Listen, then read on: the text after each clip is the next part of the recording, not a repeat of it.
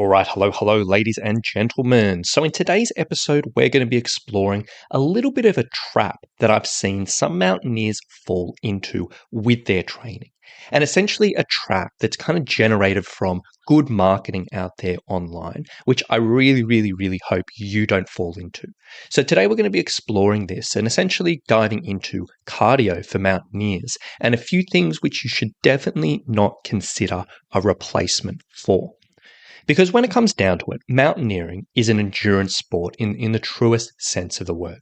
It requires us to move for multiple hours for a long time at a relatively low intensity. And most mountaineers who look into their training are aware that their aerobic fitness is the single most important factor when it comes down to your mountaineering fitness. And you should be spending the majority of your training hours developing your aerobic fitness in one way, shape, form, or another. And the typical way we develop our aerobic fitness when we're honing in on aerobic capacity, which is the ability of our aerobic energy system just to go and go and go and go. And we do this through long duration, low intensity cardio. The basic stuff, going out for hikes, going out for runs, cycling, pack walking, even stair hill climbing if you manage your intensity. And this long, slow, steady stuff. It's the basics, it's the foundations, and realistically, every single mountaineer should be doing this in one way or another. But the tricky thing with this, as I'm sure you're well aware as well, is sometimes this can be a bit dull. It can be a bit monotonous. Sometimes just thinking, oh my gosh, I've just got to keep it easy for another session is a bit disheartening. Sometimes looking at your time commitments, you're like, oh my gosh, I've got to invest all this time into this training can be really tricky.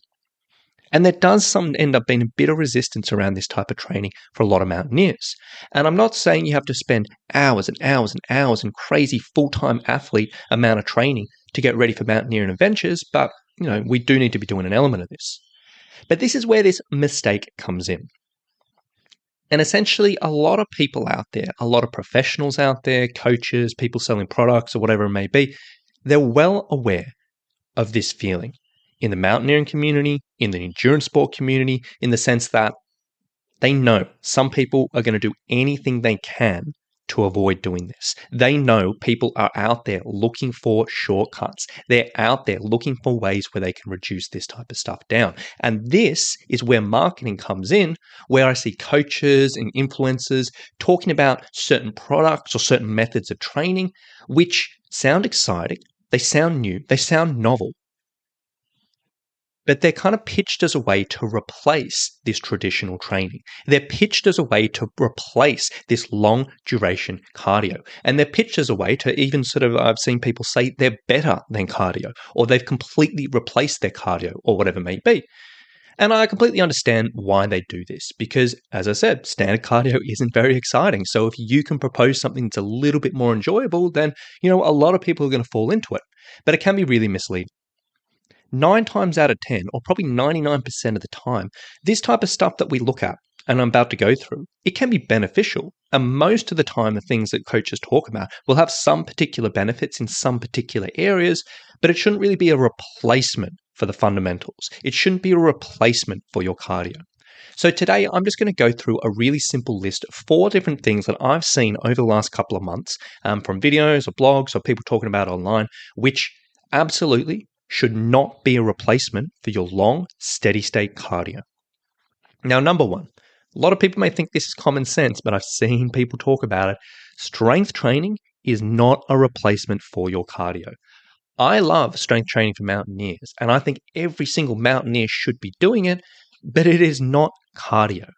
I've seen people out there who's try to say, okay, because if you're doing heavy strength training, because your heart rate just jacks up and can get almost maximum heart rate if we're doing this really heavy stuff, then that counts as a cardiovascular response. And that counts as cardio training. And that's a good 2-in-1 combination or whatever it may be. But in all honesty, strength training, no matter what happens with your heart rate, it's a very different stimulus to the body than sustained cardiovascular exercise. I understand a lot of people might be thinking, that's common sense, Rod. Why are you talking about this? But I see coaches out there saying this exact thing. And strength training is great, but it's going to create different adaptations in the body. So please, if you're looking at your training week and thinking, where can I fit everything in? Just know, no matter what happens with your heart rate during strength training, it's not classified as cardio. Number 2 is breathing training. Now, there are hundreds and hundreds of different methods of breathing training out there. Some of them are great, some of them not so great. But one thing we can be really, really, really clear on is no breathing training that you're doing is going to be a replacement for your cardio. Doing Wim Hof breathing, doing breath holds, doing slow, steady box breathing, doing respiratory muscle training, or anything like that. Some of those things have their place. Maybe some of those things, I'm not a massive fan of, or whatever it may be. But it's never going to be a replacement for cardio. If you're doing breathing training, you are trying to improve certain aspects of your breathing. You are trying to improve certain things with your breathing, which is fine.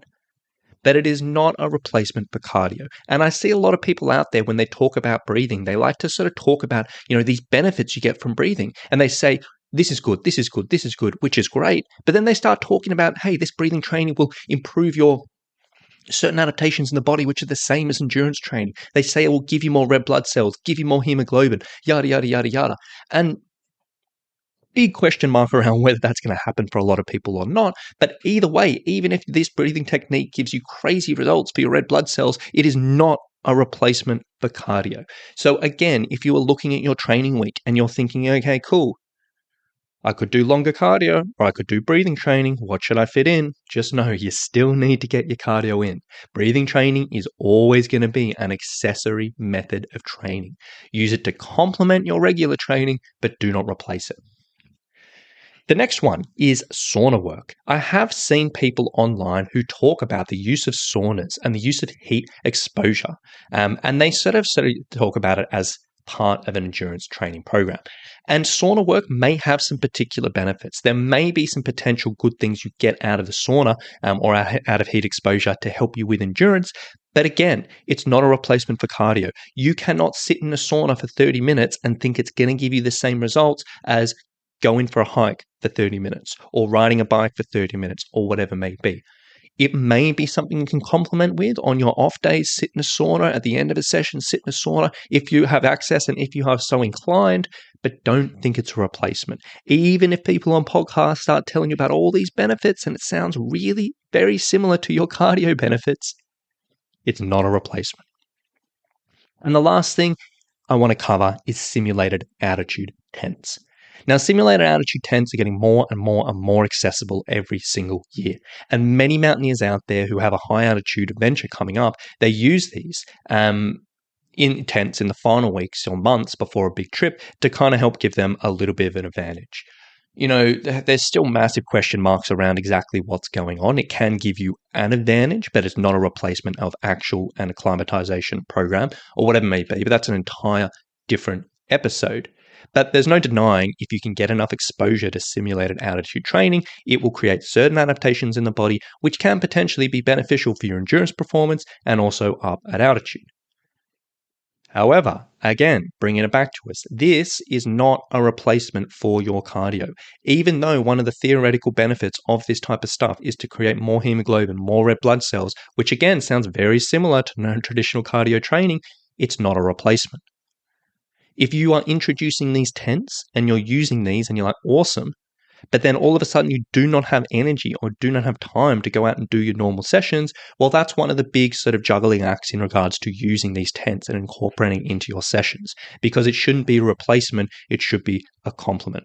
So again, if you look at the marketing of this and you're like, cool, I can actually just sleep at night, get all these benefits, and then just focus my training on other areas which are shorter, more higher intensity, whatever it may be, please don't fall into this trap. Now, all of these things that I've mentioned, they can have potential benefits for mountaineers, depending on the application. If you're applying altitude tents in the right way, if you're applying sauna work in the right way, if you're applying breathing training in the right way, they can have potential benefits in certain situations. But again, I'll say, if you see online people marketing these things as a replacement for cardio, or if in your head you're thinking, okay, cool, they've said this is going to give X, Y, and Z benefits. That sounds really similar to what I get out of long, steady state cardio. That sounds really beneficial for cardio. That's great. but it's not going to be the same thing.